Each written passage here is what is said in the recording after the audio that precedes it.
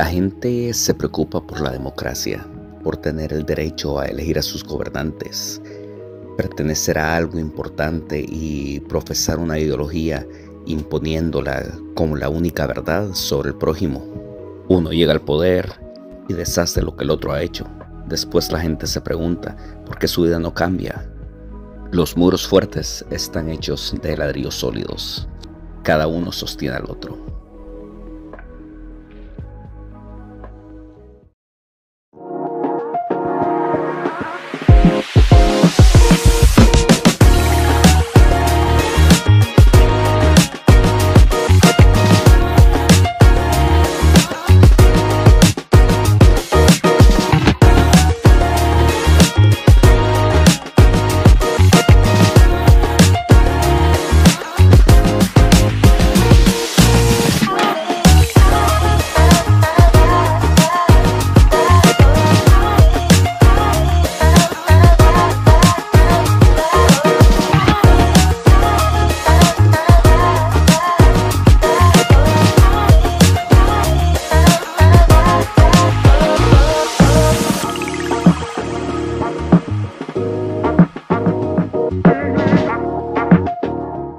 Hola, soy Juan Golcher desde Hanoi, Vietnam. Nos encontramos muy cerca de Ba Dinh Square y estamos viendo el rehearsal o el ensayo para el Día de la Independencia. El Día de la Independencia de Vietnam se celebra el 2 de septiembre. Ellos obtuvieron su independencia de la potencia colonizadora Francia el 2 de septiembre de 1945.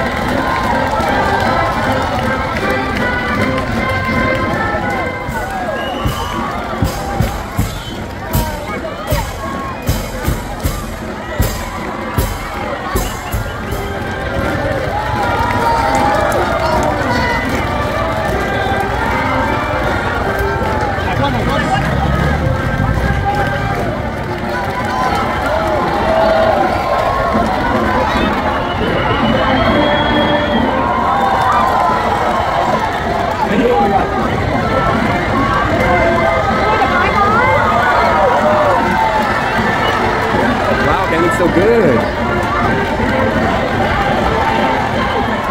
Infantry combat troops.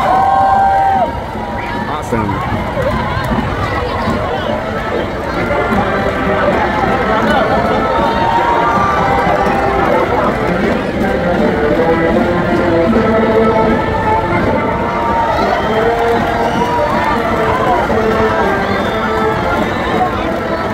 You know these ones?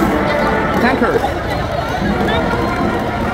Armored, Rồi, thấy không?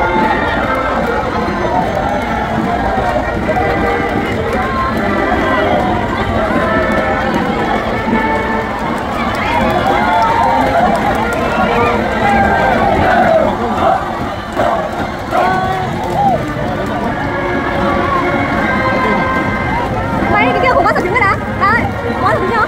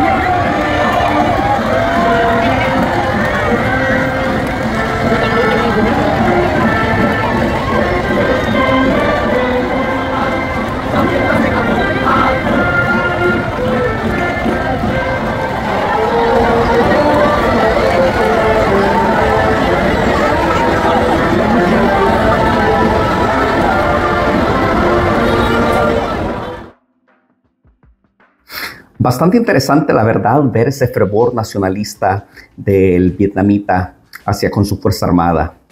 Los vietnamitas sufrieron mucho. Los vietnamitas estuvieron bajo ocupación colonial de Francia, estuvieron bajo ocupación de China, estuvieron un tiempo también la zona sur y parte de la zona central bajo ocupación estadounidense junto a la vietnamita del sur.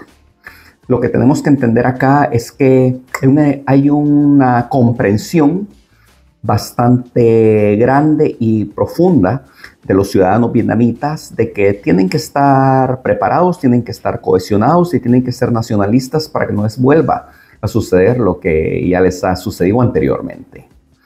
No es gracia cuando uno viene a Vietnam y uno empieza a conocer una parte de la historia que a nosotros se nos ha negado en Occidente. Nosotros hemos conocido al Vietnam subdesarrollado, a las guerrillas del Vietcong y al ejército norvietnamita comunista como la mayor amenaza que existió en la época de la antigua Indochina. Sin embargo, ya cuando uno está acá, vemos que la realidad era distinta. El vietnamita regular, el vietnamita letrado y no letrado, y muchas de las clases pudientes de la época no veían la ocupación estadounidense como una situación ideológica, sino que lo veían como una extensión del colonialismo. Es decir, si el ejército estadounidense, por orden de su gobierno, entra a apoyar a Vietnam del Sur, entonces ellos lo vieron como que estaban apoyando el mismo colonialismo y era la misma intención colonial que había tenido Francia anteriormente, que por cierto costó muchísimo derrotar a los franceses. La última batalla fue la de Dien Bien Phu y desde ese momento la parte de Vietnam del norte claramente comprendió que si bien sus líderes tenían una línea ideológica, pero la mayoría de la gente no estaba pensando si era comunismo, si era capitalismo, si era socialismo. No. Ellos querían independencia. Independencia de cualquier potencia, colonial o invasora. Entonces, de ahí proviene ese ferviente nacionalismo. La memoria histórica la tienen muy presente. Decidí hacer esta vez un programa un poco distinto a los otros, tal vez no tocando el formalismo académico que caracteriza la mayoría de los programas, sino que tratando de explicar de una manera más sencilla. Hay muchas preguntas que me han estado haciendo últimamente y muchas preocupaciones que tienen ciudadanos salvadoreños. Y esto es sobre ciertos acontecimientos que últimamente han acaecido en la vida política de El Salvador.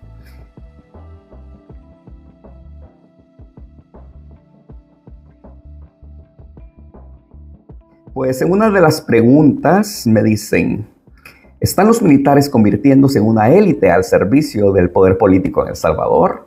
Me hicieron la misma pregunta en una última entrevista en un canal y voy a dar la misma respuesta porque creo que es el lugar. Tenemos que entender, para contextualizar un poco la respuesta, que la Fuerza Armada de El Salvador ha tenido una función primordial constitucional, que es la de salvaguardar la integridad territorial y la soberanía nacional. La sigue teniendo. En los tiempos del conflicto armado, existía un alto mando que administraba la guerra, pero existía el presidente y su gabinete de gobierno. El presidente era el ingeniero José Napoleón Duarte, que administraba la parte política. Si bien la parte política era importante, pero el conflicto interno ameritaba mucho protagonismo de los miembros del alto mando de la Fuerza Armada. Estamos hablando, para que hagamos un repaso de manera rápida, estamos hablando de mi general Eugenio Vides Casanova, quien era el ministro de la Defensa Nacional. Estaba mi general Flores Lima, quien era el viceministro de la Defensa Nacional. Estaba mi general Adolfo Onesífero Blandón, que era el jefe del Estado Mayor Conjunto de la Fuerza Armada.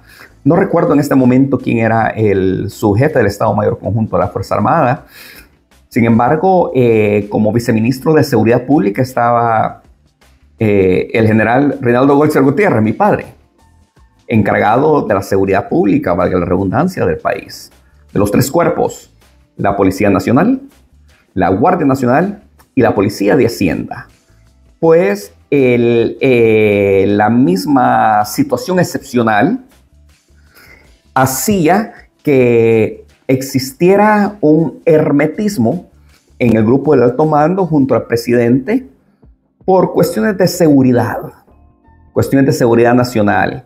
Los operativos que se hacían no eran operativos públicos, y cuando ya se socializaban era porque ya habían obtenido resultados. Era una época de guerra, había un conflicto interno, pero no era una élite, sino que era precisamente las situaciones que demandaban la administración de la guerra dentro de un conflicto interno. Ahora, cuando la guerra terminó, después de la firma de los acuerdos de paz, sí existió una élite dentro de las Fuerzas Armadas. Un alto mando con miembros de la tanda mayor de la escuela militar, al cual le llamaron la tandona, que estaba totalmente supedita al poder político, tal como reformas lo ordenaban. Ahora vamos a entender que para que la firma de los acuerdos de paz pudiera darse, los militares del alto mando tenían que estar de acuerdo con ello. Y ellos tenían el monopolio de la fuerza. Entonces, yo no lo voy a asegurar de manera fehaciente, sin embargo, tengo conocimiento que a los militares, para poder aceptar que la paz se firmara, tuvieron que haber habido, valga la redundancia, concesiones. Y cuando me refiero a concesiones, pudieron haber sido concesiones económicas, concesiones políticas. Teníamos a personas importantes en ese tiempo como el general Cepeda, teníamos al general Vargas, que posteriormente se convirtió en diputado de Arena, y teníamos al general Ponce, quien era el ministro de Defensa, que posteriormente se le conoció que se hizo de varias gasolineras. Nunca se habló más sobre el tema, sino que era una situación personal. Ahora lo que sí le puedo decir claramente es que a estos militares, una vez dejaban el poder, ellos se insertaban a la vida política. No era algo ilegal, era permitido porque a pesar de que el rango no se pierde y de que quedan dentro de la reserva ya en situación de retiro, pero toda su acción del momento es en el contexto de la vida civil. Por lo tanto, tiene derecho a participar en política, por supuesto, pero eso es algo que no existió en los tiempos del presidente Duarte. Por lo tanto, no existía la posibilidad de que existiera una élite militar que controlara todo el poder, no. Hay acusaciones de tanto la derecha tradicional como de la izquierda tradicional que así fue, pero eso es falso. Se los digo con conocimiento de causa. Sin embargo, en los tiempos de la tandona y en los tiempos de Arena sí se dio. Los militares que llegaban al poder al poder político, después de causar baja y de estar en situación de retiro o en situación de disposición de las reservas de la Fuerza Armada, entonces llegaban a obtener poder político. Y la cercanía con el presidente Cristiani y miembros del gabinete les daba un poder excepcional a ellos. Eso sí era una élite política. Y valga la aclaración, no le tocaba a ellos o no les correspondía a ellos estar en el poder militar en ese momento. Porque para que estos miembros de la tandona llegaran a ascender a generales y poder formar parte del alto mando, tuvieron que saltarse 2 tandas. En ese entonces existía la ley de ascenso de la carrera militar. Entonces se manipuló la ley de ascenso, se manipularon los criterios de evaluación y a 2 tandas anteriores a la tandona, a coroneles que les correspondía ascender, algunos los mandaron como agregado militar, a otros causaron baja, a otros los mandaron a otras funciones diplomáticas, así como decimos en El Salvador, para quitárselos de encima, ¿verdad? Eso fue una ilegalidad que se revistió de legalidad. Y eso creó una gran conmoción en todo el estamento militar. Por eso es que a los miembros de la Tandona posteriormente se conocería que los militares más antiguos no los quisieron por traidores. Y los militares más contemporáneos, sus subalternos que después llegaron a cargos importantes, los criticaban por corruptos. ¿Ok? Por lo tanto, cuando nosotros conocemos esta historia, entonces nosotros veremos claramente que lo que tenemos en este momento es una fuerza armada que no está en ningún momento ostentando poder político, sino que lo que tenemos es una fuerza armada que está al servicio de la población porque la situación se lo ha requerido. La Fuerza Armada de El Salvador forma parte de todo el andamiaje de seguridad del Plan Control Territorial y de la guerra contra las pandillas. Pues es esa misma exposición dentro de la nueva planificación y de la política de seguridad nacional del gobierno del presidente Nayib Bukele que hace que la Fuerza Armada tenga mayor protagonismo, pero eso no quiere decir que está ostentando poder político. Está simple y sencillamente ejerciendo la función que se le ha encomendado a la par de la Policía Nacional Civil. Ahora tenemos que ser bastante honestos. Lo que estamos empezando a ver es que la población nuevamente está confiando y está queriendo la institución armada como fue hace mucho tiempo. Es cierto, durante el conflicto había una población que estaba dividida entre bandos. Los que querían al ejército que se identificaban como derecha o capitalistas. Los que no querían al ejército que se identificaban como de izquierda o como comunistas o socialistas. Y aquellos que no se metían en nada, que no opinaban o que no sabían.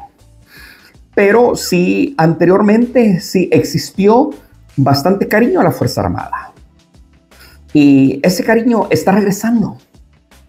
Y se empieza a ver una confianza que ya el militar, por lo menos para la mayoría de la población, ya no es una persona ajena a la sociedad, sino que es alguien dentro de la sociedad que protege al resto de la sociedad.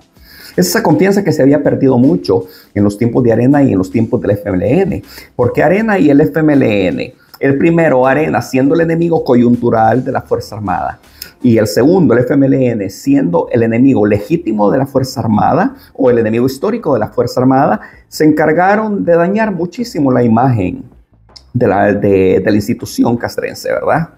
Pues eso ha cambiado. No es correcto decir que la Fuerza Armada se podría convertir en una élite. No, eso es falso. Número uno, constitucionalmente no le permite tomar decisiones políticas. Ahora, si después de que los militares del alto mando actual causen baja y estén en situación de retiro, si ellos deciden, si ellos disponen participar con su válido derecho como cualquier otro ciudadano salvadoreño a un cargo por elección popular, eso es otra cosa y es de carácter legal.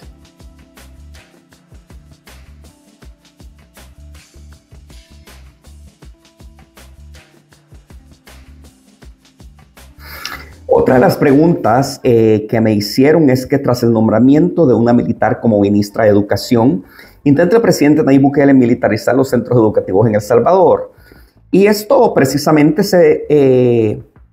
empezó la discusión porque fue el FMLN, fue el secretario general del FMLN, Manuel El Chino Flores, quien acusó al gobierno de El Salvador sobre este tema. Miren, constitucionalmente los centros educativos no pueden militarizarse.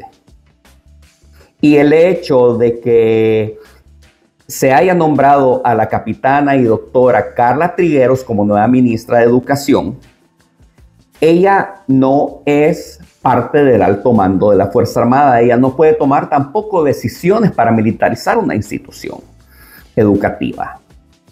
Por lo tanto, toda la función que tenga que ver de ahora en adelante en el plano educativo es propiamente civil, no es una función militar. Entonces, eso es totalmente mentira. No, a mí me molesta que traten de engañar a la población de esta manera. No existe la facultad legal, no existe facultad jurídica, no hay jurisdicción de la Fuerza Armada. Es ilegal.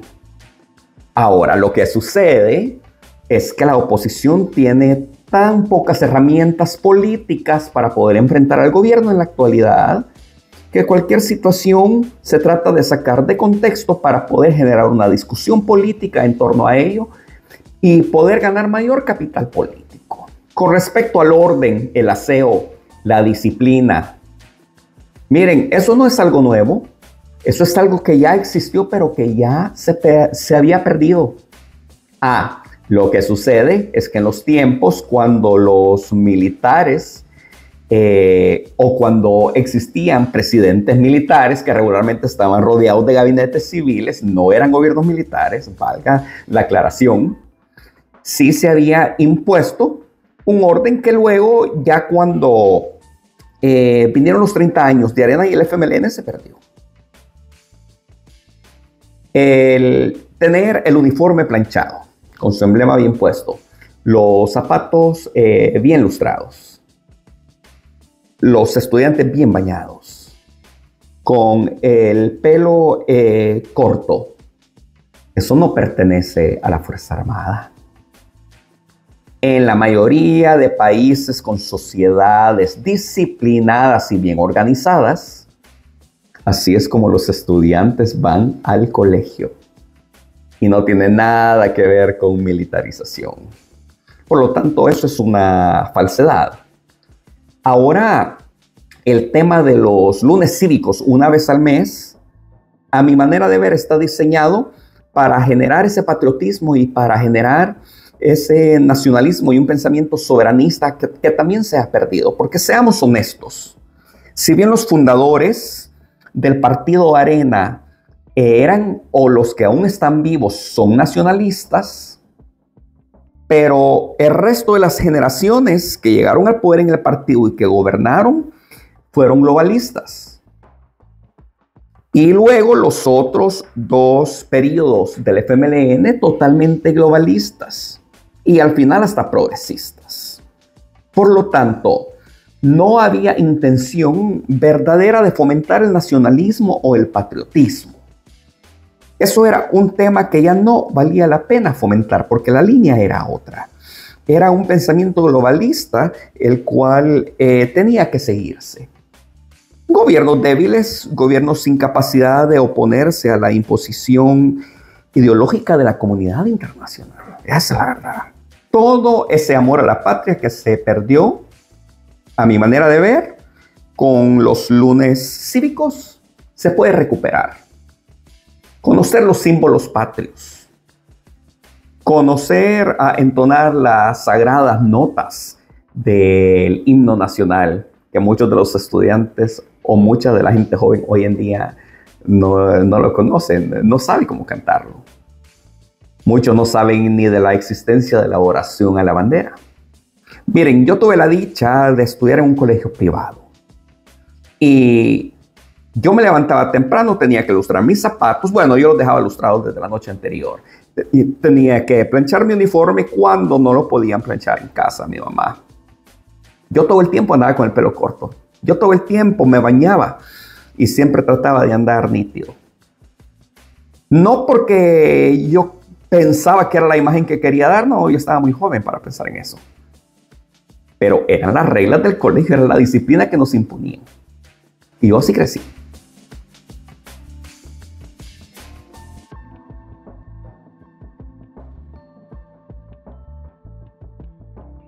Ahora, otra pregunta interesante. ¿Por qué gastar tanto dinero en un desfile militar del Día de la Independencia en vez de utilizarlo en obras de beneficio social para la población salvadoreña? Interesante y muy válida. Sin embargo, El Salvador es un país que se independiza en 1821, ¿verdad? El 15 de septiembre. Estamos hablando de hace 204 años. Antes estaba sometido a la corona española. Y para que el Estado salvadoreño se convirtiera en independiente, corrió mucha sangre. Hubieron muchos héroes a los cuales nosotros les llamamos próceres. Ellos sufrieron bastante para hacer para lograr que la sociedad salvadoreña pensara por sí misma, que no estuviera supédita a la corona española. Por lo tanto, es un motivo de orgullo el tener un Estado soberano, ser una república, una nación soberana. ¿Y cuál es el garante de esa soberanía y de la integridad territorial? Es la Fuerza Armada. Pues el desfile militar en El Salvador, en Vietnam, en cualquier país del mundo es el recordatorio, primero, recordatorio interno y segundo, recordatorio a la comunidad internacional de que se es un país soberano, que se debe respetar su integridad territorial, sus decisiones y su sociedad, y que está listo para la guerra porque se quiere vivir en paz. Además, esto crea una cercanía de la población con su medio de defensa, que es la Fuerza Armada. Y en tiempos de guerra, una Fuerza Armada no puede responder efectivamente hacia ninguna amenaza a la integridad territorial o a la soberanía nacional o a la estabilidad interna, sino es con apoyo de la población. Entonces tiene un objetivo muy claro. Aparte de fomentar el patriotismo y el nacionalismo, que como yo ya lo dije anteriormente, la falta de ese nacionalismo o ese pensamiento soberanista, ese patriotismo, es lo que desmejoró a la sociedad salvadoreña. Es lo que tiene al resto de los países latinoamericanos con altos índices de criminalidad, con inestabilidad política. Con esta última respuesta a la pregunta, finalizo el tema de los militares y comentarles que yo pude ir a ver el desfile, ¿verdad? De equipo militar. Vi un despliegue bastante interesante. Muchas armas soviéticas, algunas antiguas, otras ya más modernas, armas chinas y armas de fabricación casera también. Tomé un corto video que quiero mostrarles en este momento.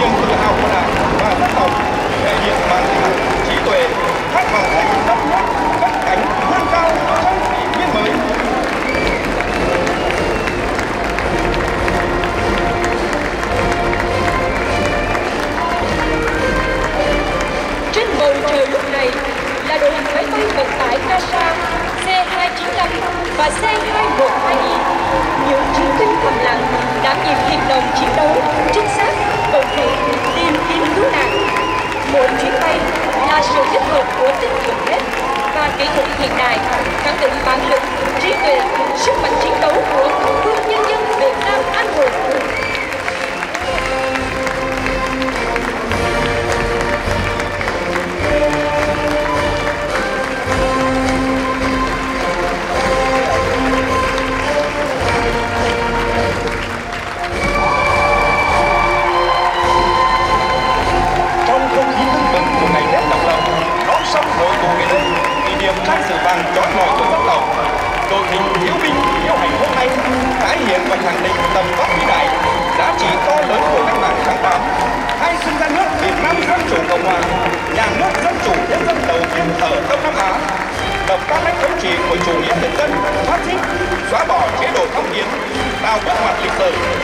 nước ta từ một xứ thuộc địa trở thành quốc gia độc lập có chủ quyền.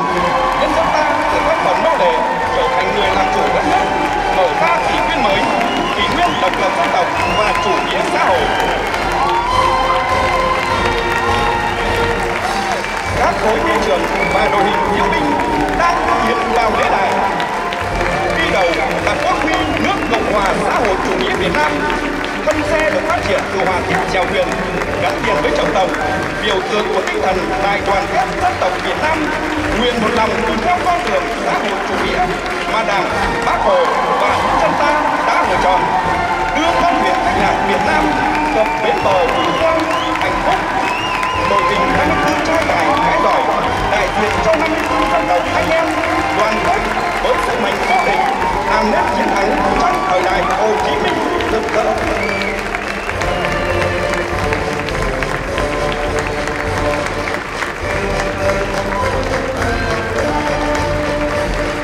Nhiệt liệt chào mừng khối cờ đảng cờ tổ quốc đang bay vào lễ đài.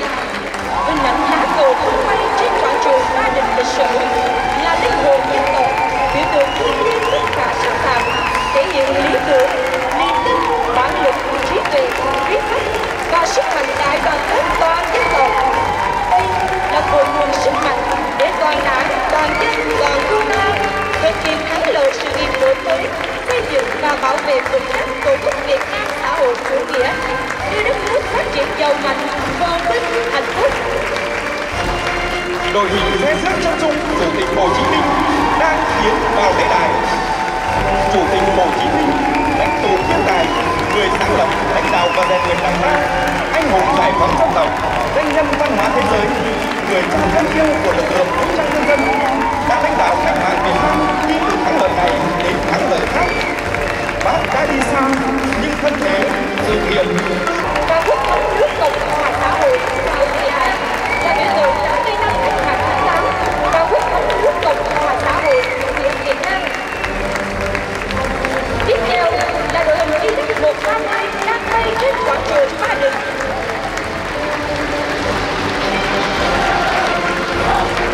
Biểu tượng mang ý nghĩa sâu sắc, tái hiện mốc son lịch sử chói lọi của cả dân tộc với khát vọng độc lập, tự do, hạnh phúc và quyết tâm mạnh mẽ đưa đất nước ta đi tới tương lai tươi sáng.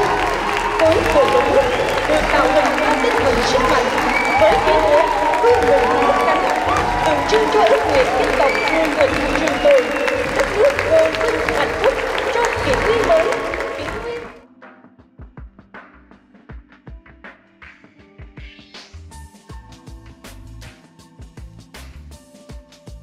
La labor que se realiza en el Parlamento Centroamericano, en el que El Salvador tiene a 20 representantes, de los cuales 14 son de Nuevas Ideas, 3 de Arena, 1 del FMLN, 1 de Gana y 1 del PCN, quienes son elegidos a través del voto popular. Además de El Salvador, Panamá, República Dominicana, Nicaragua, Honduras y Guatemala tienden a diputados de más de 50 partidos de todas las ideologías políticas y quienes perciben un salario mensual de $4,000. Entre las atribuciones del Parlacen está servir de foro deliberativo para el análisis de los asuntos políticos, económicos, sociales y culturales comunes y de seguridad del área centroamericana. Impulsar y orientar los procesos de integración y la más amplia cooperación entre países centroamericanos.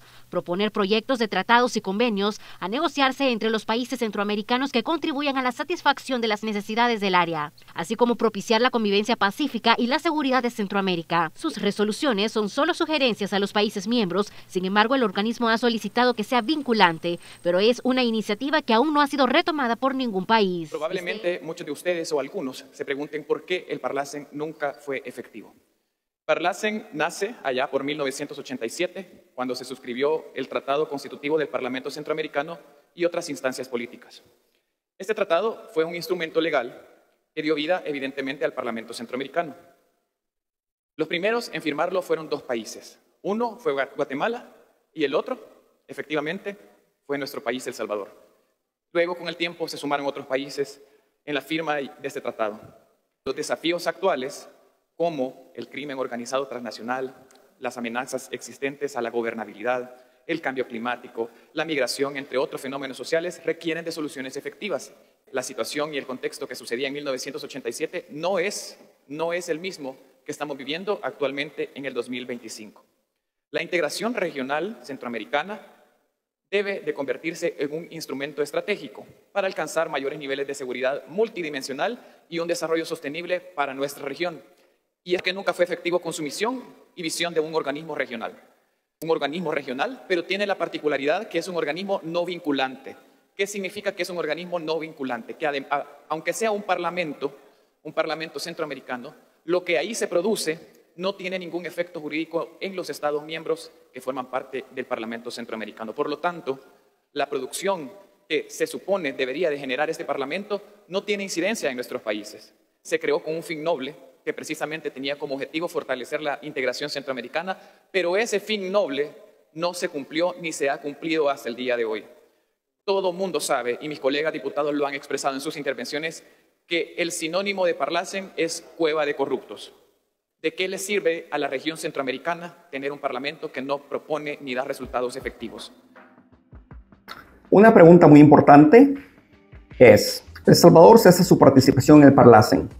¿Constituye esto un retroceso al proceso de integración centroamericana?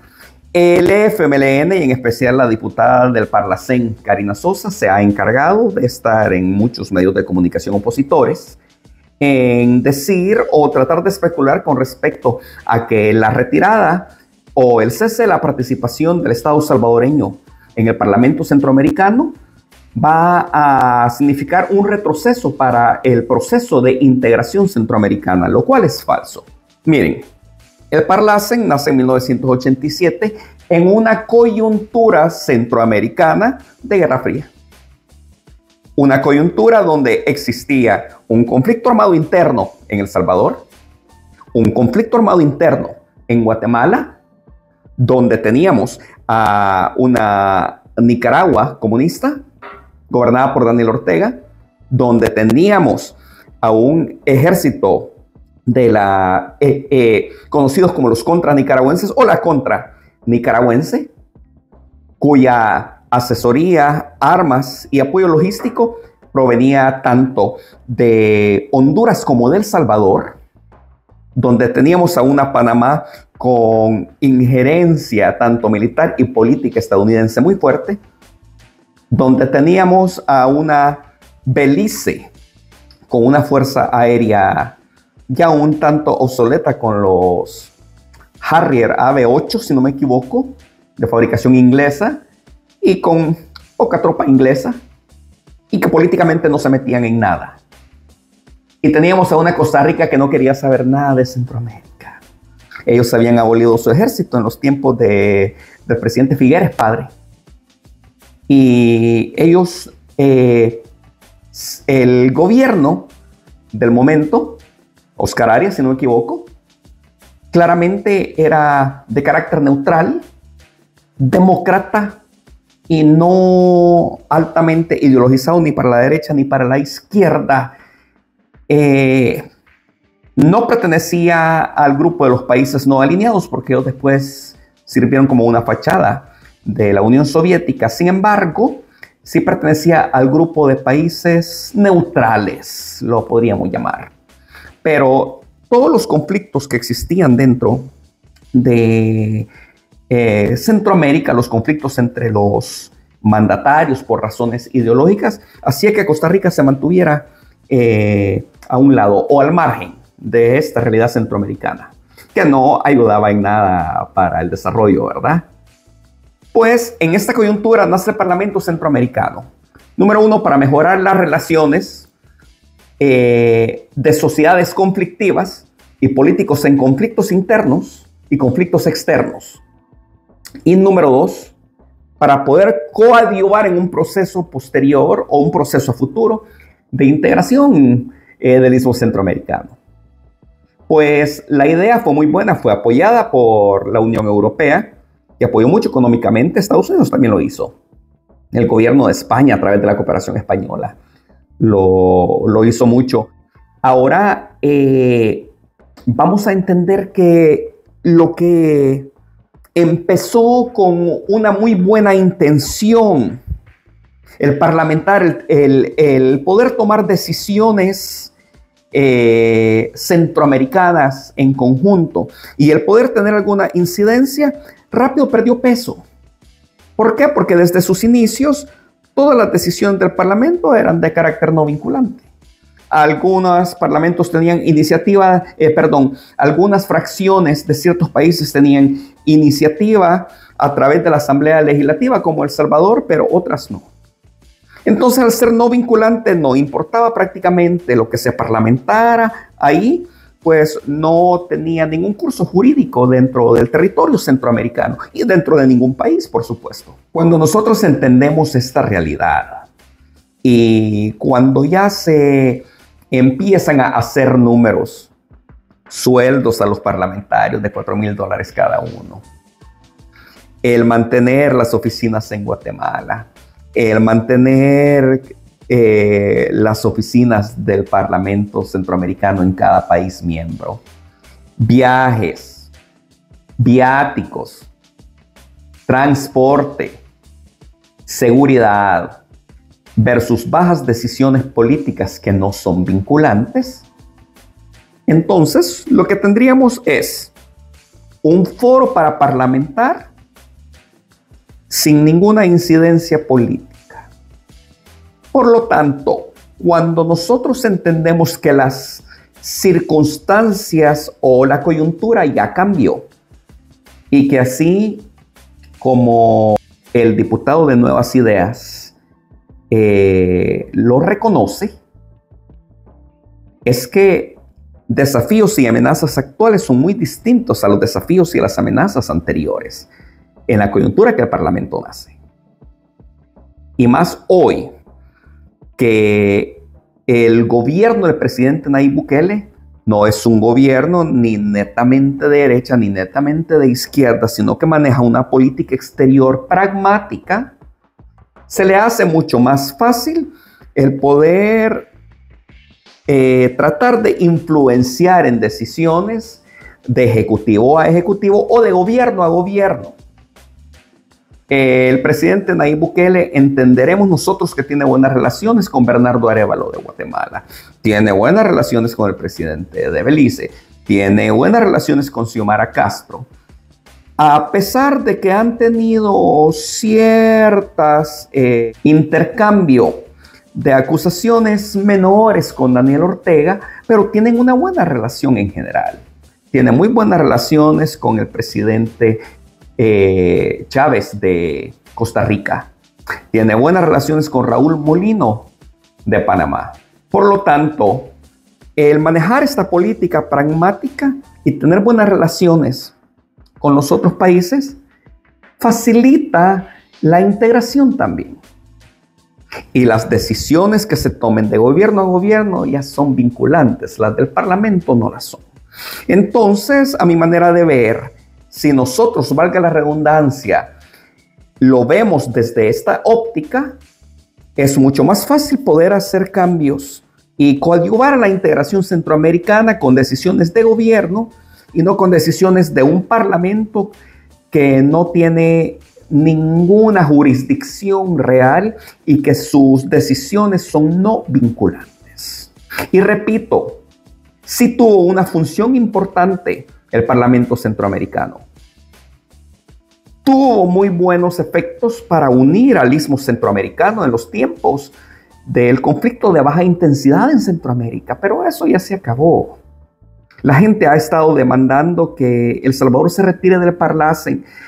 En El Salvador, cuando uno le pregunta, yo he estado viendo bastantes noticieros, y cuando uno le pregunta o los reporteros le preguntan a las personas que qué piensan del Parlamento Centroamericano, una gran mayoría no saben ni que existe, no saben qué es. Por lo tanto, creo que en una época moderna del Estado salvadoreño, donde la austeridad tiene que ser para todo el Estado, para poder redireccionar fondos para el desarrollo del país, yo creo que es una decisión acertada.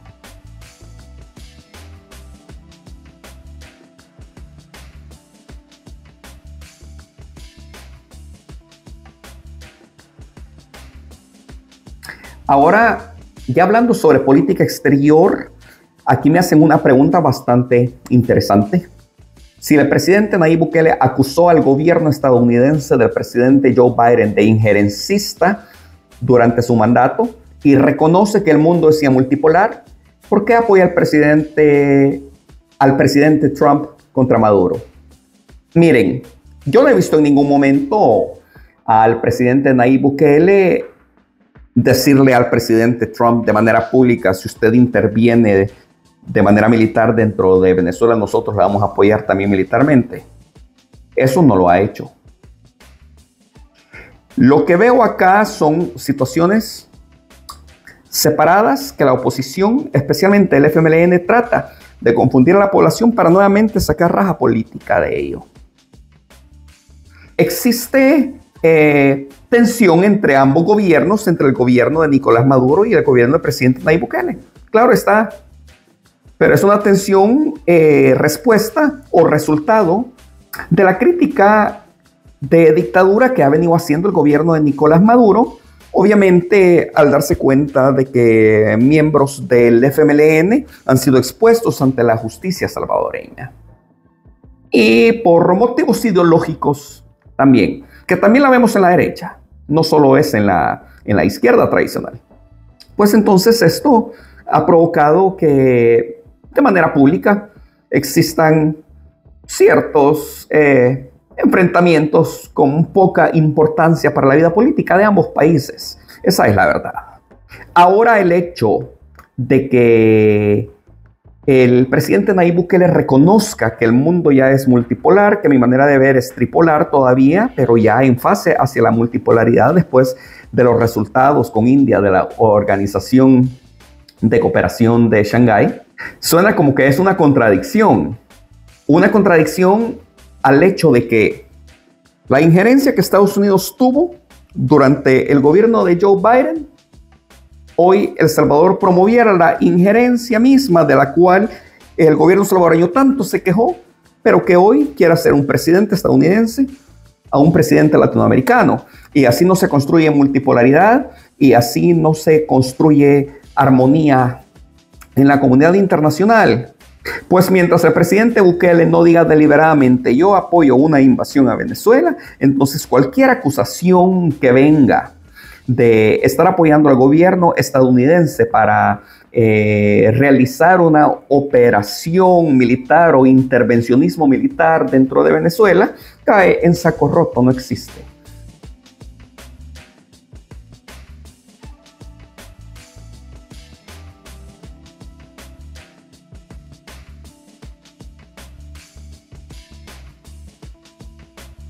Una otra pregunta que va en la misma sintonía, muy interesante, también de política exterior, más que todo de geopolítica.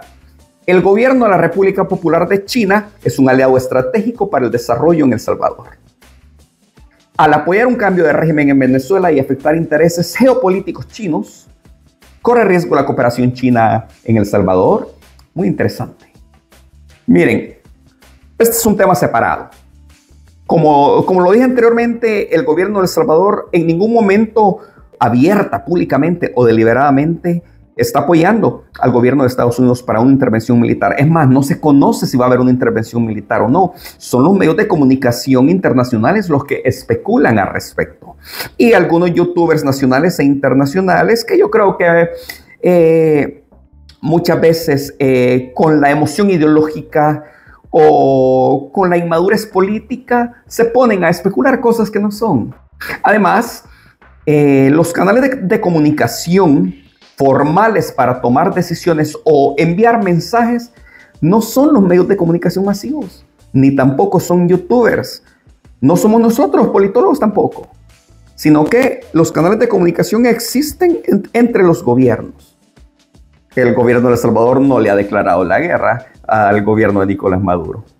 El gobierno de El Salvador no tiene tropa en las costas de Venezuela.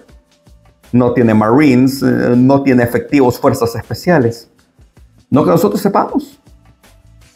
Por lo tanto, el venir a especular solo por lo que se ve en los medios de comunicación o las acusaciones que puede hacer el FMLN o el mismo Arena caen en saco roto. Esa es la verdad. El gobierno del presidente Nayib Bukele tiene mucha armonía y una muy buena amistad en el tema de cooperación con el gobierno de la República Popular de China. Si ahí nosotros vemos que no es ni siquiera la Cancillería la que trata todas las situaciones con la Embajada de China o con el gobierno chino, sino que es el mismo vicepresidente Félix Ulloa quien se reúne con los miembros de la Embajada de la República Popular de China. Pues ese es el nivel alto de importancia que le da el gobierno salvadoreño a su relación con China. Por otro lado, tenemos que ser muy honestos. Si llegase a haber una intervención militar estadounidense, el gobierno de Donald Trump no necesita de la ayuda militar de El Salvador. Tampoco necesita ni el aval ni apoyo político. Y El Salvador no tiene la influencia de poder cambiar el curso de los resultados de una intervención o de detener una intervención. Eso es una decisión muy propia de la administración Trump. Creo que eso lo entendemos, es bastante lógico.